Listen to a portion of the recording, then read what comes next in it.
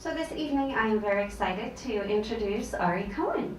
Ari is I want to get the name right, the Schle-singer Associate Professor of Political Science and Director of the Forsythe Family Program on Human Rights and Humanitarian Affairs. That is a mouthful. Do you even get it right when you're telling people what you... I've gotten a lot of practice. At first it was a real problem. And this is all at the University of Nebraska-Lincoln. He has a new book called Untangling Heroism, Classical Philosophy and the Concept of the Hero. And those of you that are familiar with Center for Faith Studies and what we studied this year, that would have been really great. Plagiarizing. Ari came to me highly recommended by Scott Litkey at Temple Isreal, who has had him for events at Temple Isreal. But he did say, he's got opinions, and I said, oh, we like that. He's got passion, but we like that. And so I invited Ari to come and speak, and as we talked about what the Wednesday night in the Commons was about, he said, I would like to tell a story. And so I'm going to turn it over to Ari to tell us a story. Please help me welcome him.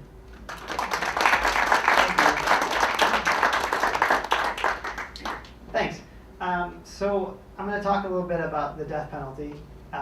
Always a fun topic for a Wednesday evening.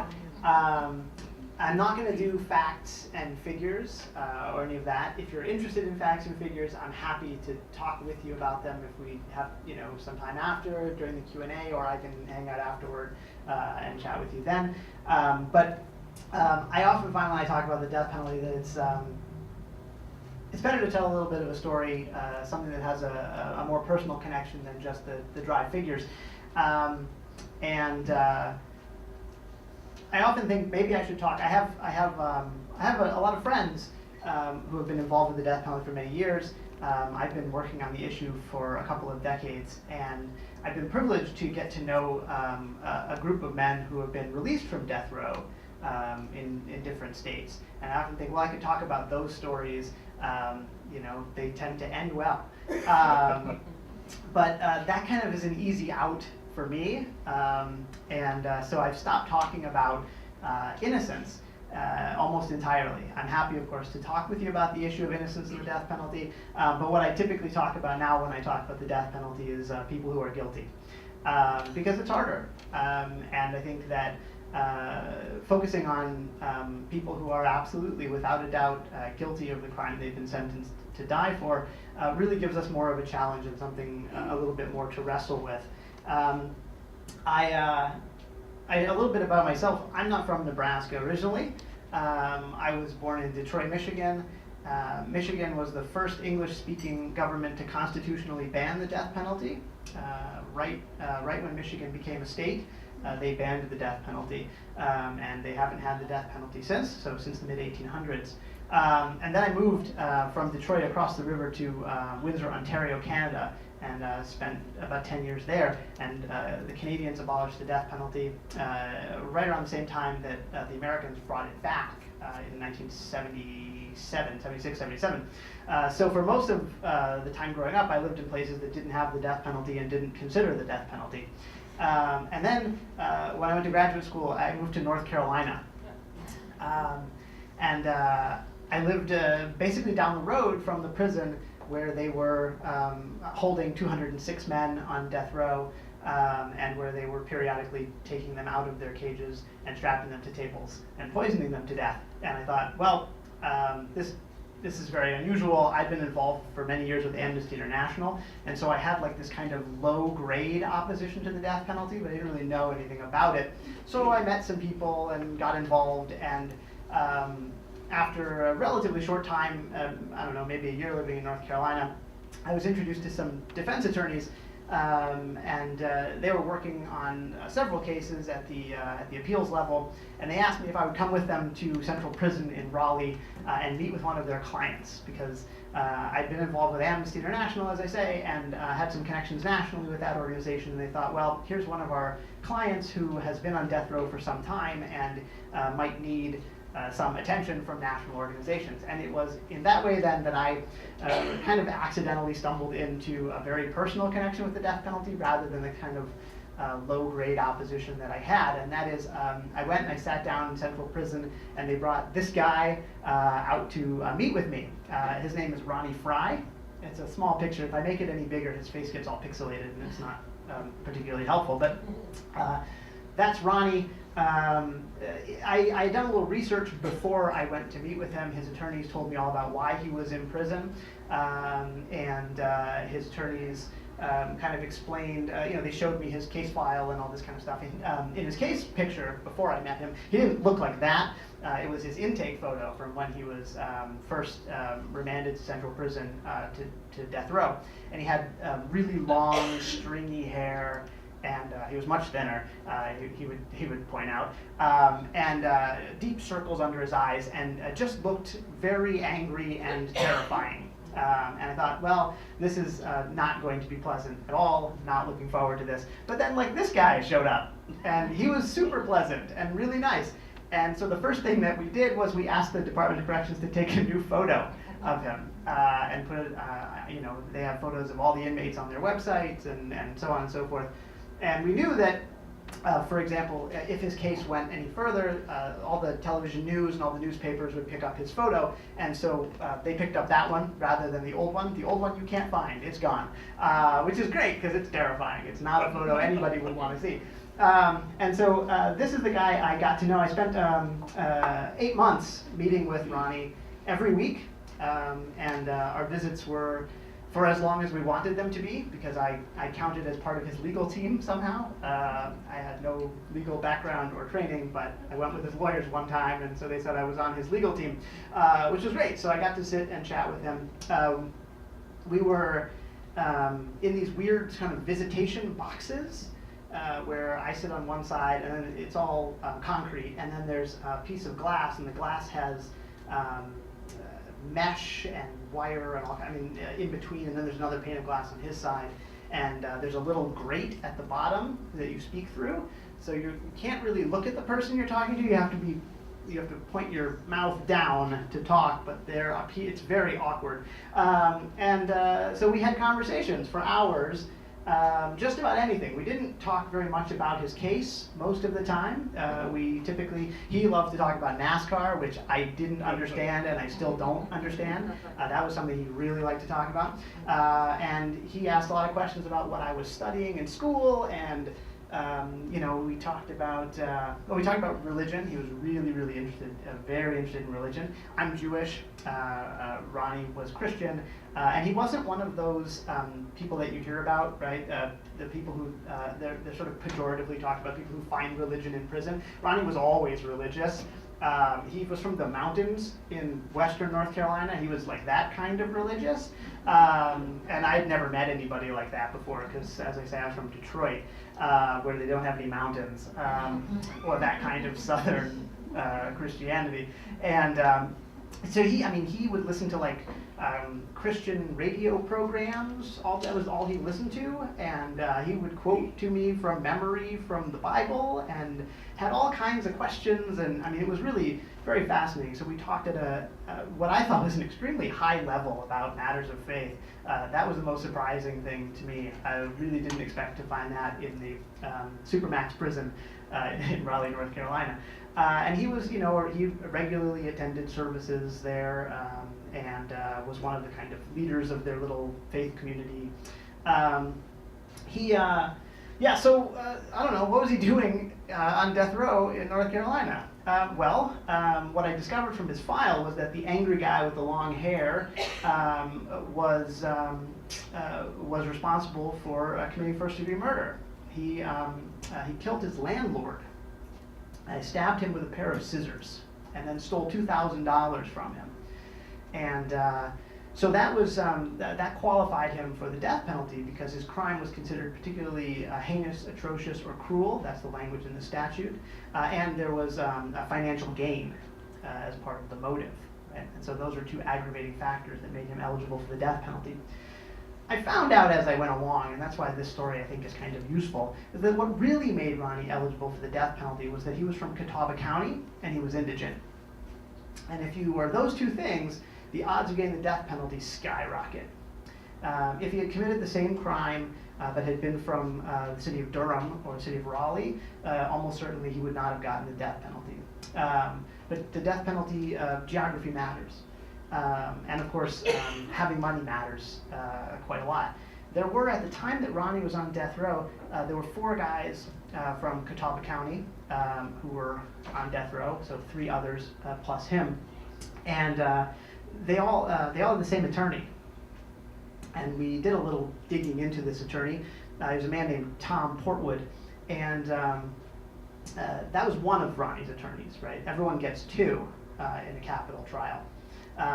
None of them could afford their own attorneys. These are attorneys given to them by the state.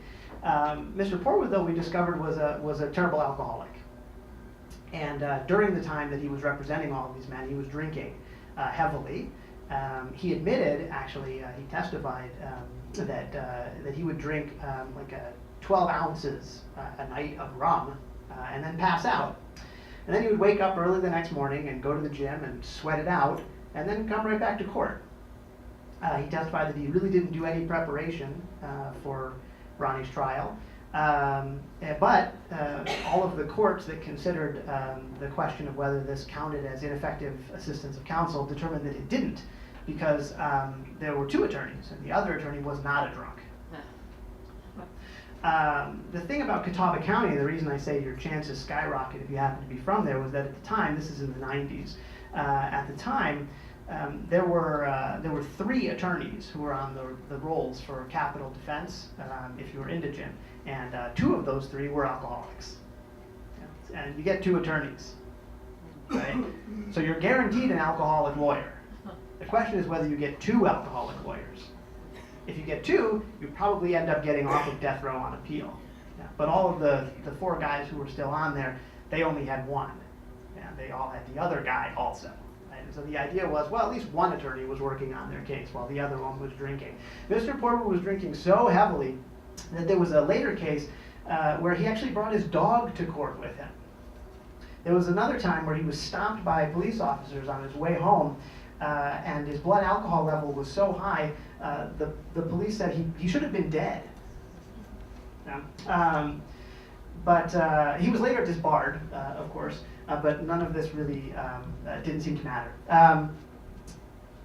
So anyway, that's the first part of sort of why was Ronnie on death row. The other part has to do with who Ronnie was and what his background looked like. Right? And this is the other part that I think matters when we talk about the death penalty, when we tell stories about people who are on death row. There's always something beyond sort of who the person is when you meet that person, or who the person is when that person commits the crime that landed them on death row. Ronnie, of course, didn't just wake up one morning and decide to murder his landlord and steal $2,000, right? Ronnie was an alcoholic and a drug addict. And he was living in an unheated trailer that had no running water. When he stole the $2,000, you would think most people would take the money and run.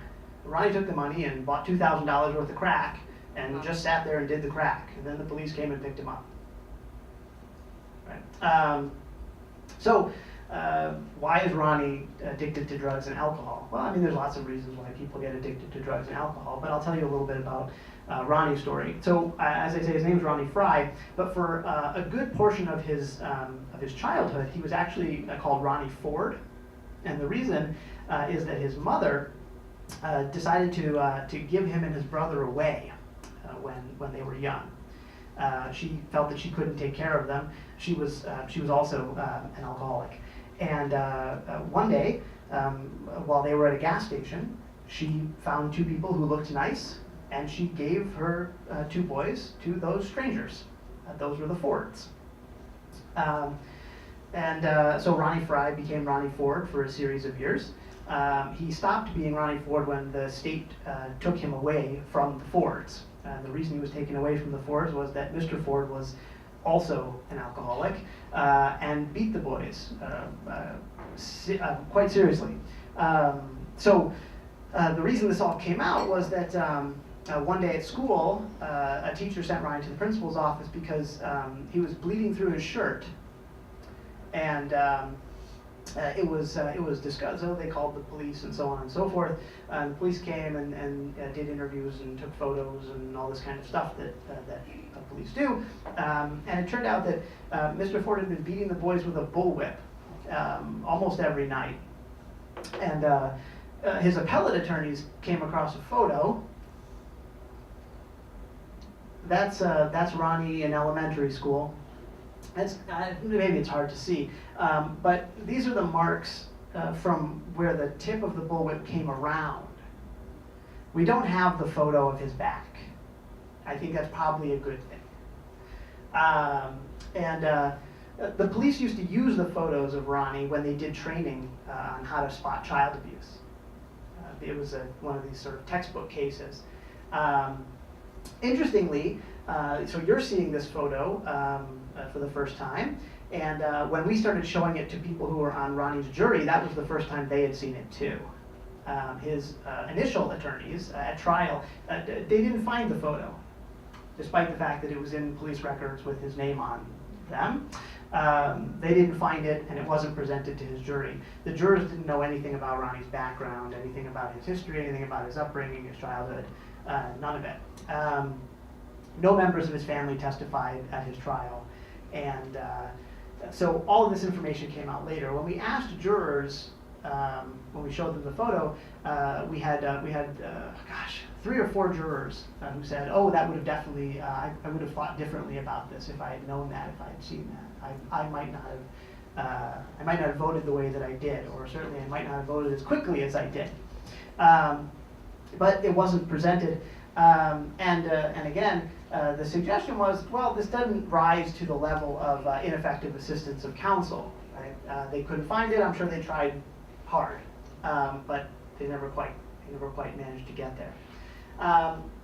So I should say, like off the bat, that despite the way it looks and despite the way I talk about these things, like none of that excuses what happened, right?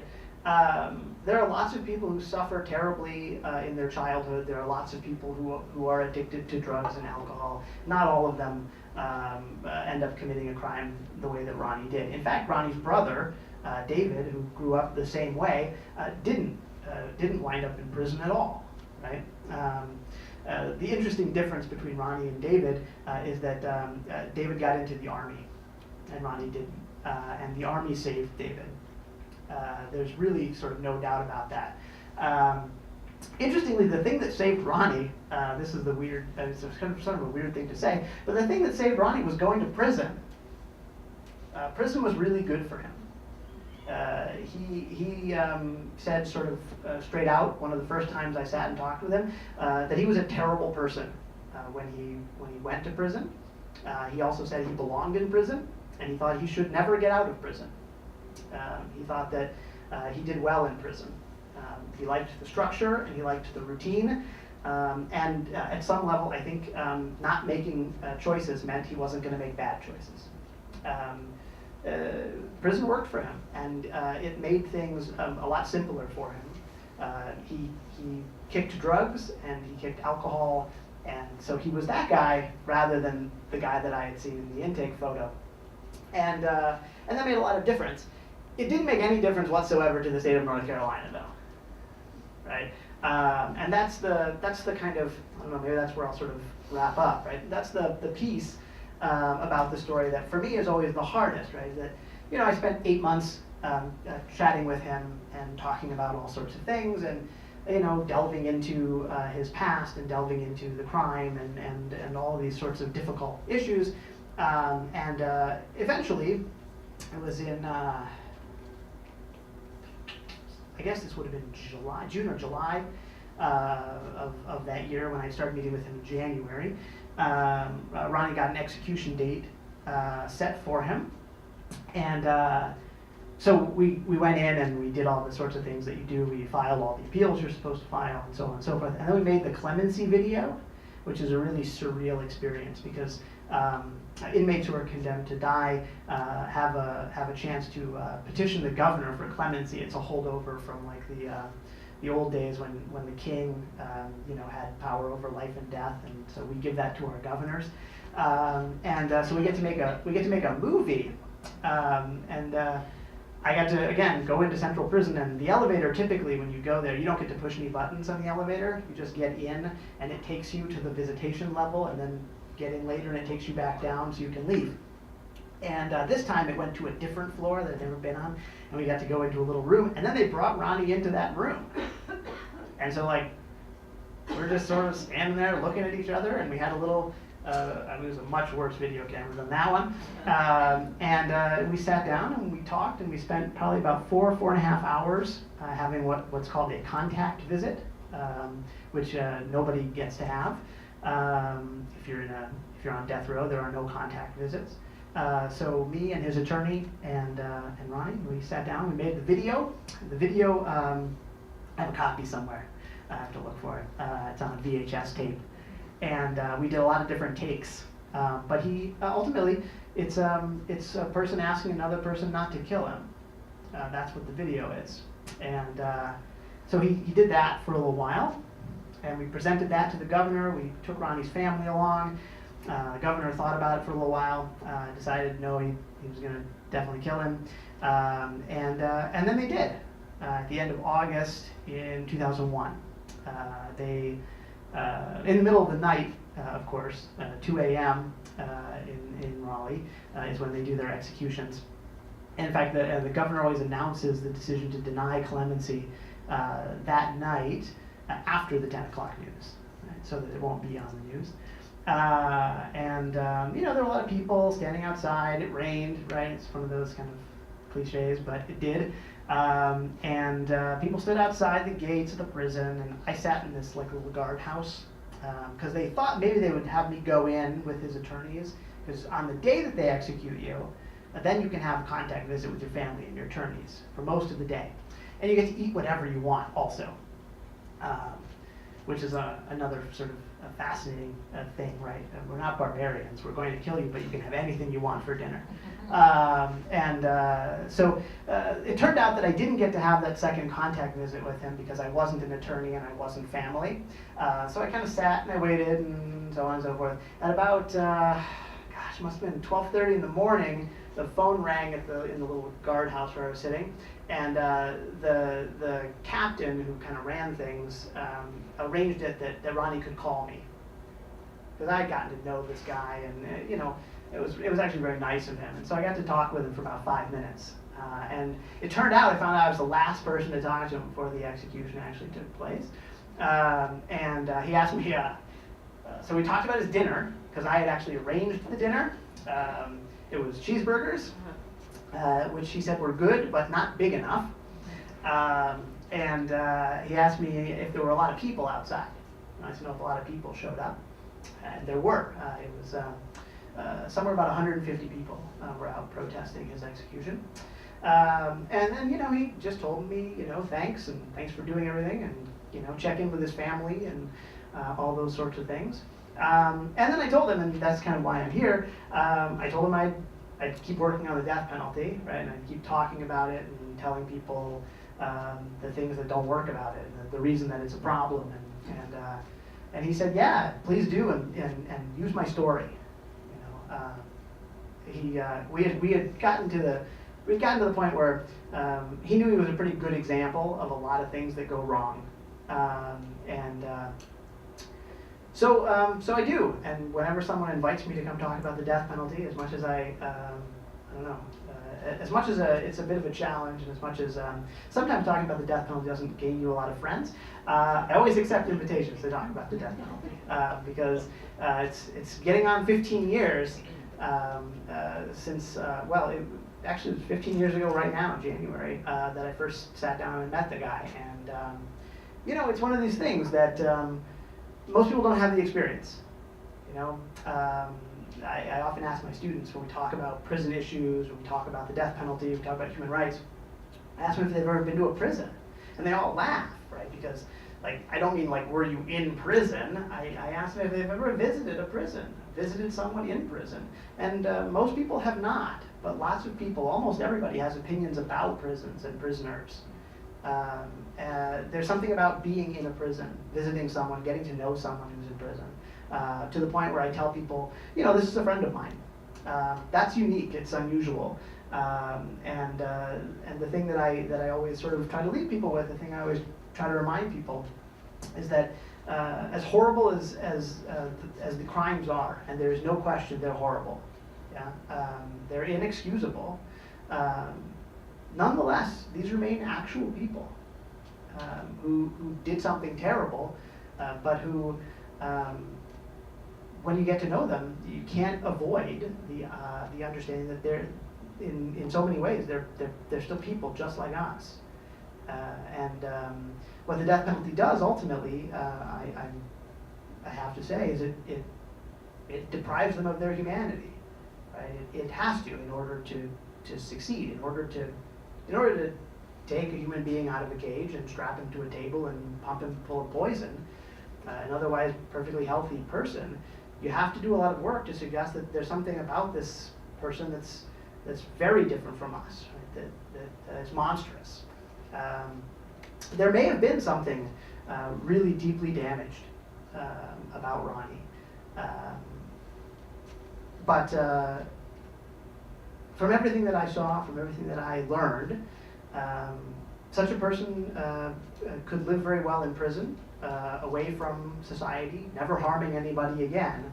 The idea that we had to put him to death was something I never understood. I still don't.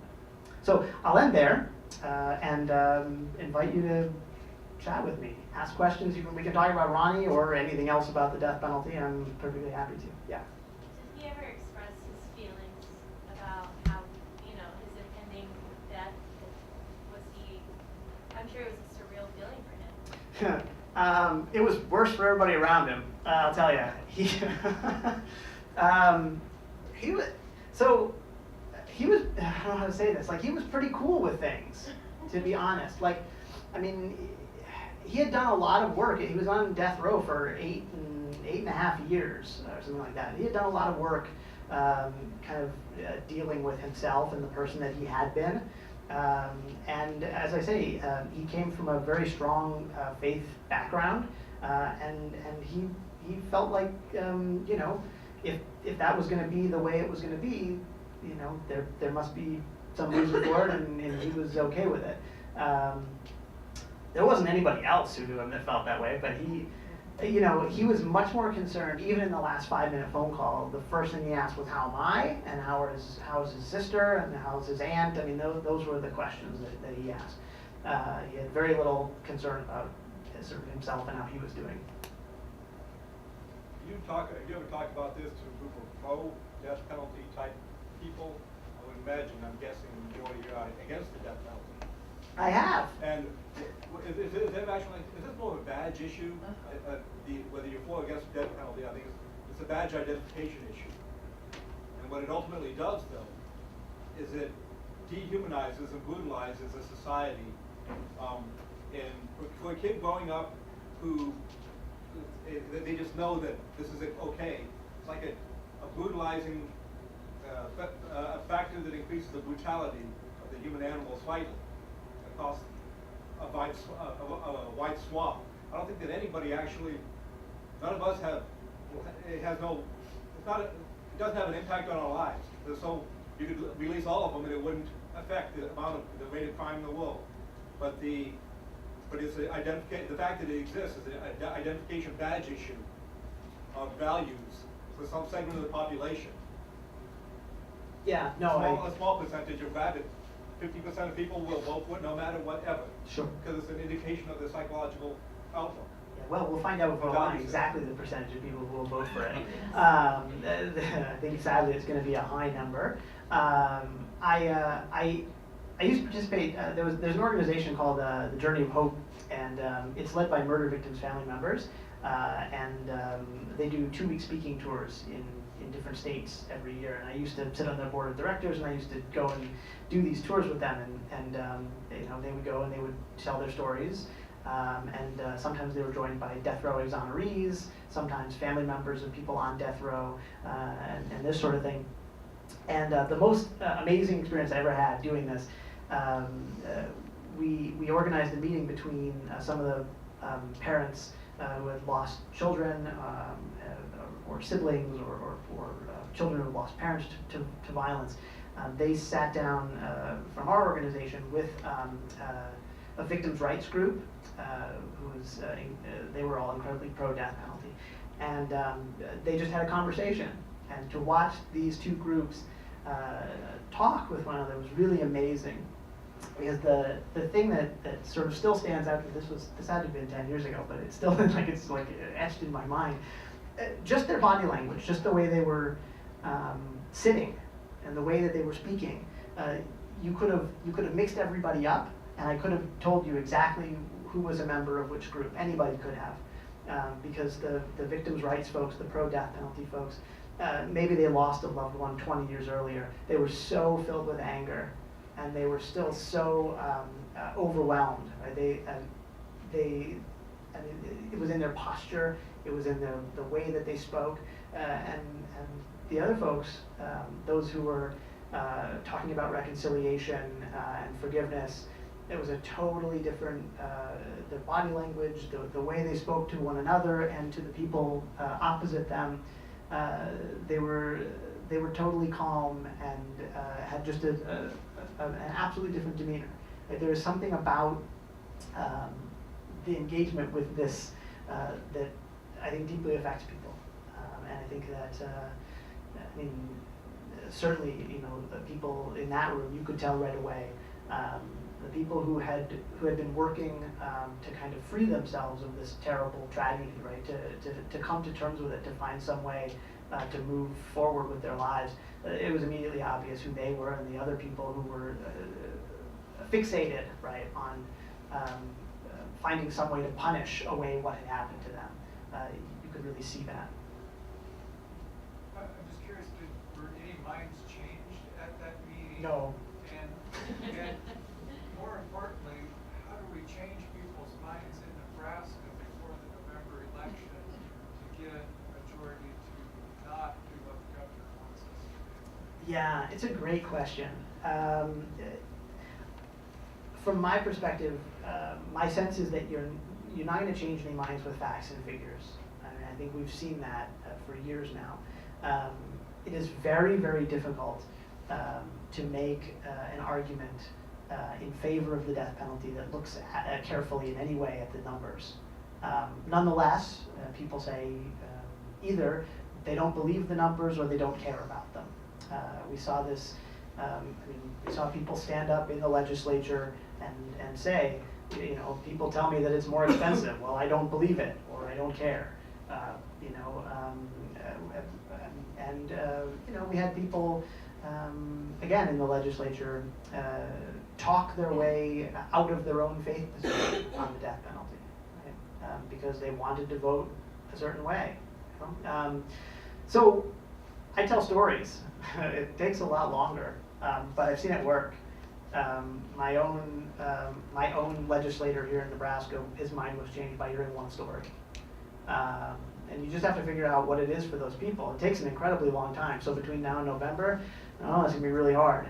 But if you hit on the right story, it can work great. You know, there's a guy in Arizona named Ray Crone. Ray was the 100th person freed from death row and exonerated. He'd been on death row and then in prison altogether for something like 8 or 9 years for a crime he didn't commit. And I don't know if it was Nebraskans Against the Death Penalty, somebody brought Ray here and he spoke to some legislators. And sitting down and talking with someone who walked out of prison, walked off of death row, I mean, the evidence against him was totally manufactured. It definitely, there's no chance that it was him. And that changes people's minds. So, you know, for some people that'll work. Other people will, I mean, I've had people tell me straight up that innocence doesn't matter to them because if you make an omelet, you have to break a few eggs. Right? I mean, it's not them, right? It's not them who might be innocent on death row, and it's not anybody that they love who might be innocent on death row. That doesn't enter their minds. And so that's why a lot of the time I don't talk about innocence, right? I try to get these people to understand that there are lots of things you can do with people, even if they are guilty, that can protect our society without having to resort to the barbarism of taking lives.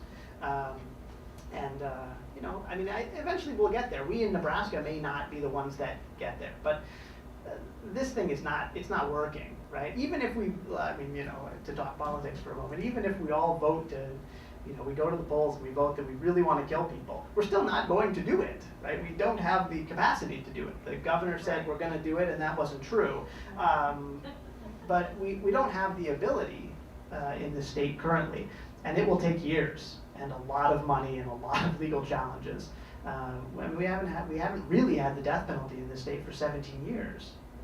It's on the books. We put 10 guys on death row, but those people will all die in prison.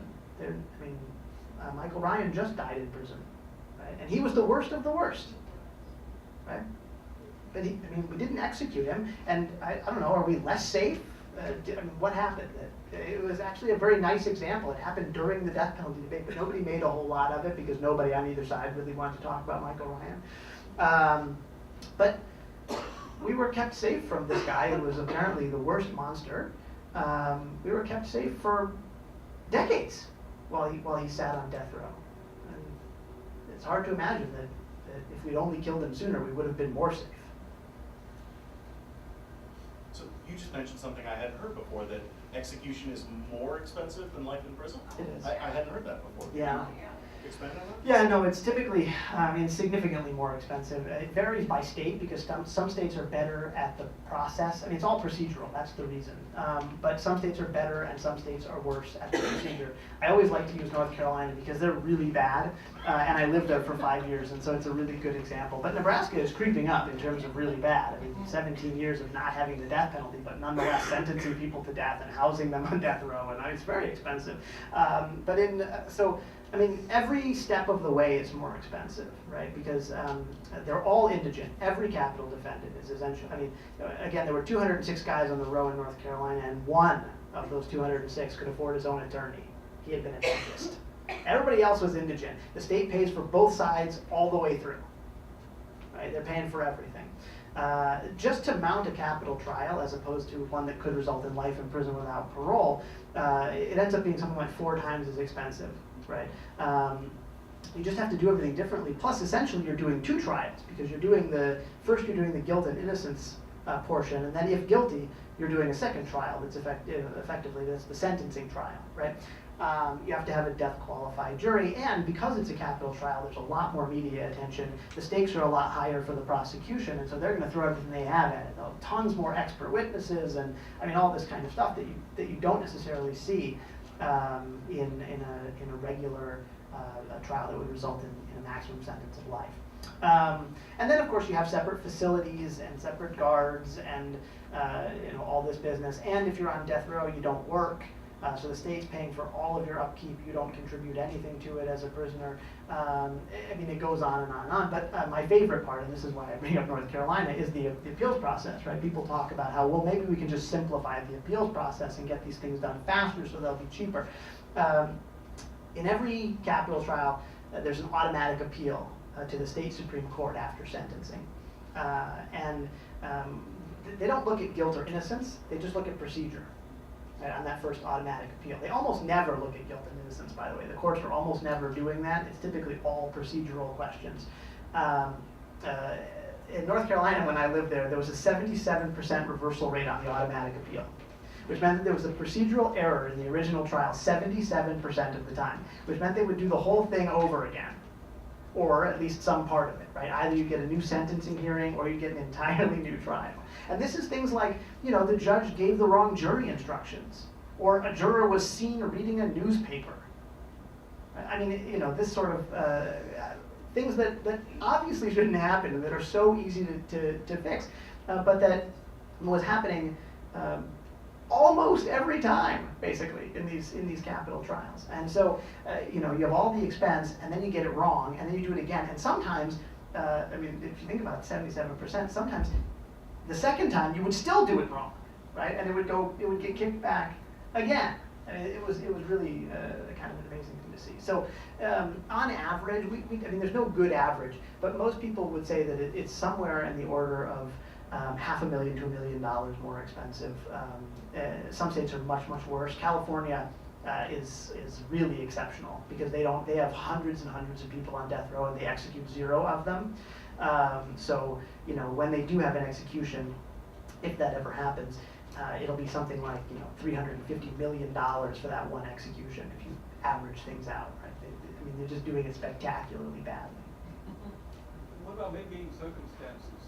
My wife said, she said that, she said that the jury would have taken into account the circumstances of his childhood, and he probably would not have gotten death penalty because of that. Correct. And then if everything is automatically appealed to the Supreme Court, if they don't look at the mitigating circumstances, they leave that to the jury to decide guilt or innocence. But how do the mitigating circumstances come into guilt or innocence? They don't, right? The mitigating circumstances are only in the second phase, the penalty phase of the trial, and that's where you have a set of aggravating factors that you line up against a set of mitigating circumstances, right? And if you find the aggravating factors and you don't find significant mitigating circumstances, then you can vote for death. And in this case, the jury was not presented with mitigating circumstances for them to consider. Later, they said, "Oh, we definitely would have considered that if we had seen it, but we didn't." And the attorney attempted to argue, and this was the second one, not the drunk. He argued that when Ronnie was asked about bringing witnesses and so on to testify about him, he said that he had caused enough harm to his family. He didn't want his family involved in this trial. So they decided not to do any further work after that. And appeals court said that was fine. But these were the same. I mean, look, appeals courts. This was in a time when there were no specific qualifications to be a capital defense appointee. Right now there are, right? But back then, the ABA had been pushing for many years to get people who were actually qualified to do this. But Tom Portwood, the drunken attorney, he was not only a drunken attorney, he was also a realtor and an unlicensed dentist. So, I mean, he had absolutely no experience doing this, right? Every capital trial that he took resulted in a conviction and a death sentence. Right? He was terrible. People who were tax lawyers were taking these cases. Right? There was a famous case in Texas right around the same time where the lawyer was actually asleep in the courtroom, his head down on the table, right? And an appeals judge ruled that was not ineffective assistance of counsel, because you're entitled to an attorney, but that doesn't mean an awake attorney. Right? And the guy was an attorney. Yeah, there's no doubt about that. So, please. When I was in Philadelphia, I saw a TV show. This was back in the 1960s. And it was about a gentleman who was on death row. He was guilty, but it dealt with the mental and emotional processes of that man while he was on death row. Has anybody addressed that? Any that you know of at that movie? There are people who talk about it, right? It's certainly something that comes up when people talk about the problems with the death penalty, right? I mean, there's a real element of kind of a psychological torture to this, and you see it especially. I mean, first of all, there's something kind of torturous about being put in a cage and being told, "We're going to come and get you and take you out and kill you. It will be on this day, right? It will be at this time. That's when you're going to die." There's something, you know, human beings, there's something nice about not knowing when we're going to die, I have to say, right? And being told specifically, this is the exact moment, it will be at this time, it will take you roughly 12 minutes to expire, this is how the process will work. There's something very deeply unsettling and troubling about that for people. But worse, I have to think, worse than that, is all of the people who are given execution dates, they're moved into the kind of death watch area, right? Because you have to watch the prisoner very, very carefully for 24 hours before you kill them, because you want to make sure that they don't kill themselves before you have the opportunity to kill them. And then there are people, of course, who go right up until the minute, and then they get a stay of execution. So then they get taken back to like their old cell with all the people, you know, nearby all the other people who aren't being killed right away, and they live there for another week or two or whatever, and then they come in and the stay is vacated, right? And then they come and get you again and put you on death watch again. I mean, there's a guy that I know who was on death row in Florida for 18 years, he didn't do it, but he was there for 18 years. And he came within hours of his execution 3 times. I mean, the toll that takes on somebody is really extreme, and the toll that it takes on their family too. That's something we don't often talk about, is the families of the people who are on death row. I mean, it's another victim's family, but I mean, we don't like to talk about that. I'm reminded of a quote from Charlie Chaplin. Charlie Chaplin said, "If you kill 1 million people, you're a patriot. If you kill one, you're a monster." So you talk about the effect that it had on their families. What about the effect that it has on people who actually carry out the execution, people who don't have any part of the decision making, and their families? Also bad. I think one of the newest groups coming out against the death penalty and offering a really, I think, vital perspective, one we haven't heard from before, are former wardens. There's a group now of former wardens who presided over dozens and dozens of executions, and they talk now about the toll that that's taken on them and on their families, on their personal lives, all this sort of thing. It's hard, right? I mean, look, the state of Texas has a whole separate place where they actually do the executions. It's distinct from the place where they keep the death row inmates, right? When you're on death row, you're in one place, and then when it's time for you to be executed, they put you on a bus and they drive you like 50 miles to a totally different place with totally different guards, because they've learned that it's very difficult to be a guard, spend 10 years with these inmates, and then strap them down and kill them, right? So they've kind of bifurcated that, right? So that the same people don't have to, 1, interact with the people, and 2, kill them, yeah? Because again, it's unavoidable to form a connection with them when you spend that kind of time with them. It's unavoidable to recognize that in fact they're human beings. And this is what you're going to now do to the human being that you know, right? The guy you serve dinner to every night for 10 years or whatever it is. The other group, obviously, of course, that's affected by this are the victims' families. It's also bad for them. And I mentioned briefly these victims' families. There's a real problem for victims' families, and we gloss over it when we talk about the death penalty, because everybody talks about the death penalty being for victims and for victims' families. It's a promise that we make, right? The prosecution makes typically to the victim's family that they're going to get them justice and they're going to get them closure. But the dirty little secret is there's no such thing as closure, because the truth is your loved one is still dead, and the death penalty is not going to fix that. You're still going to have the empty chair at the table every day. You're still going to have the birthdays and the holidays and all that sort of stuff where the person's not going to be there.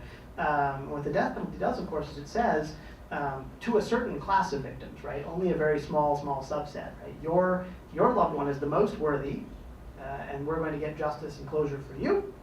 And then, of course, this stretches out for a decade on average, and in some cases much more. And every time there's an appeal, every time there's an execution date, it comes up again, right? And what happens is the murderer is the one who they talk about, right? The murderer is the person whose picture is in the newspaper and on television. There's scant mention of your loved one, and if there is, it's because of the grisly details of what happened to your loved one, right? There's all this discussion about the poor murderer and what happened in his background and how sad and whatever, and there's no mention of your loved one and what a worthwhile and wonderful human being that person was. Right? There's no focus on that, despite that we say this is for the victims. We don't really talk about them, right? We don't know their names. We know the names of all the murderers.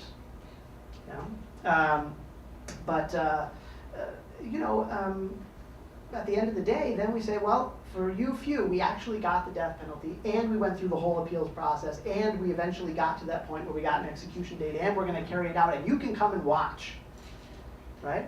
And so you do.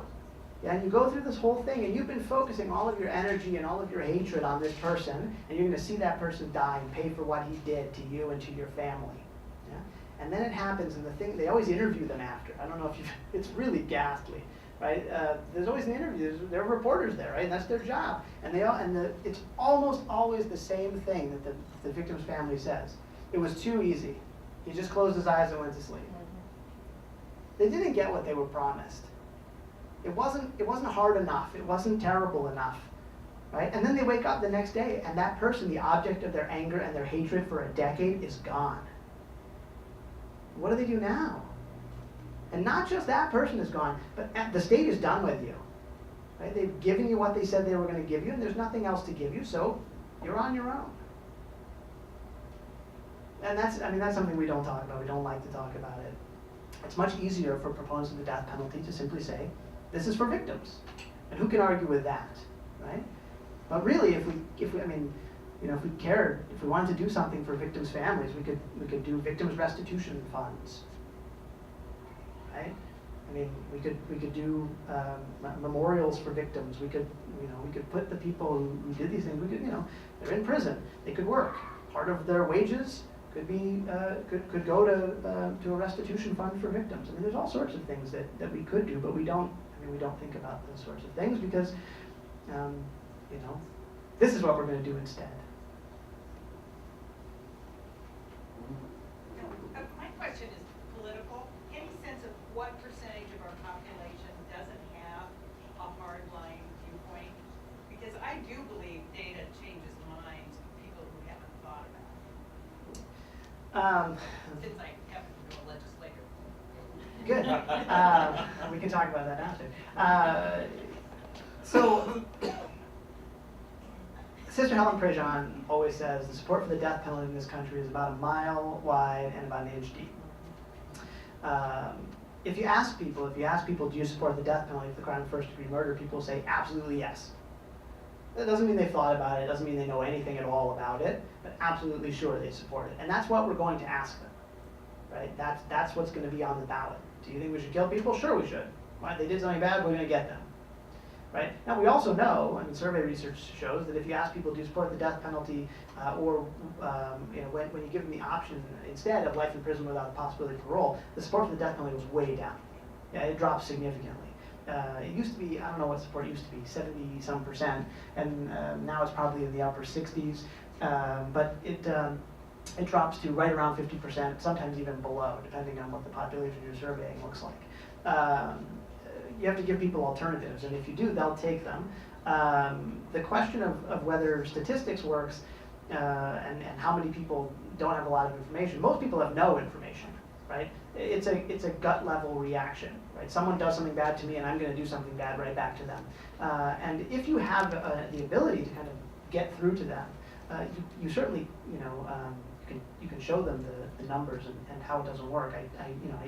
I definitely encourage you, if you want to do this, to show people why it's bad public policy, right?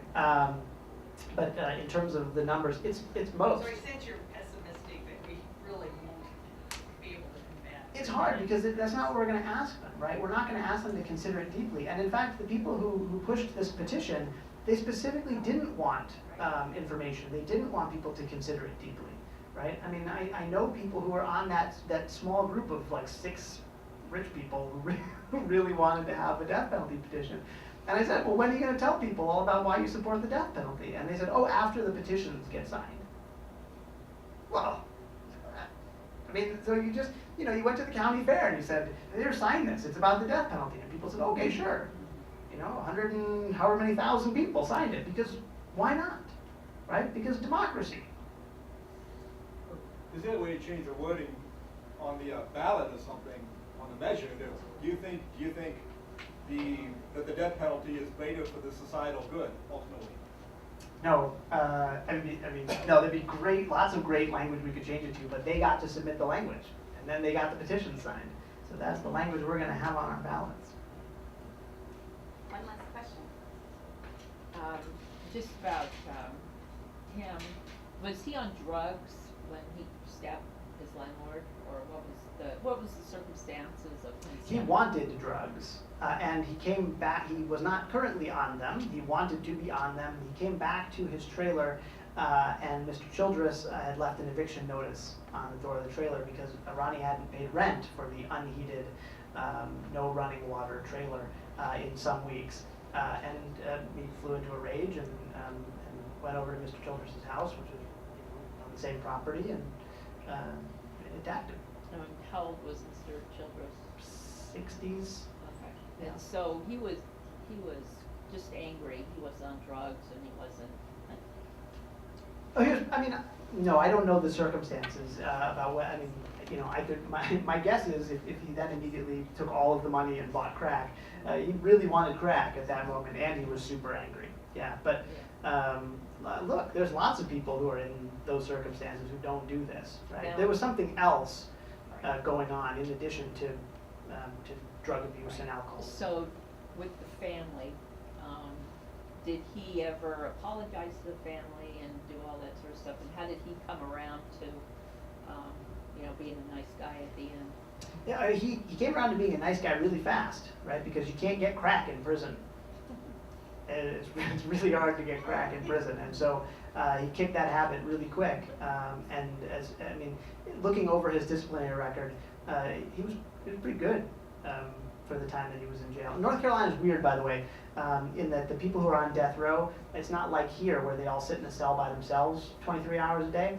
At 6:30 in the morning, all the cell doors open up, and the guys go out and sit in a common room and play cards and watch TV. It's very, very strange for their death row.